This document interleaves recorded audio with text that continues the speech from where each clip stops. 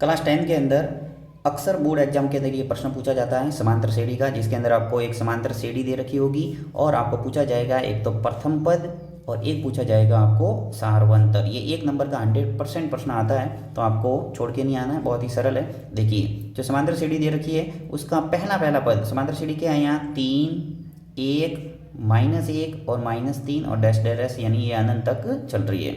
AP आपके कोई भी आ सकती है।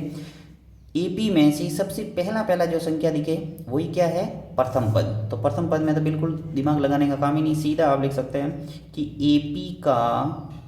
एपी का अर्थ है अर्थमेटिक प्रोग्रेशन, यानी समांतर श्रेणी। ओके, तो एपी का प्रथम पद, एपी का जो प्रथम पद है उसको ए से लिखते हैं हमेशा, और ए आपको यहाँ मिल गया कितना 3।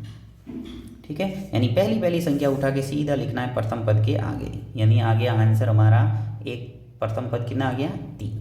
उसके बाद में आपको लिखना है एपी का सार्वअंतर, एपी का सार्वअंतर।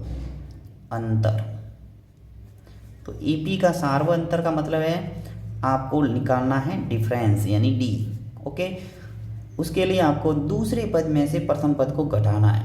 एक दूसरा पद क्या है 1, ये लिखा मैंने 1, इसमें से क्या घटाना है प्रथम पद को, तो प्रथम पद कितना है 3, इसको घटा दो, यानी 1 में से 3 को घटाएंगे, तो 1 में से 3 घटाया तो कितना आगे -2। अब देखिए ऐसी स्थिति जब भी आती है आपको ध्यान रखना है 1 -3 है, यानी 1 में से 3 तो घटता नहीं है, तो क्या करेंगे 3 में से 1 को घटाएंगे, तो 3 में से 1 घटाया तो कितना आ गया 2।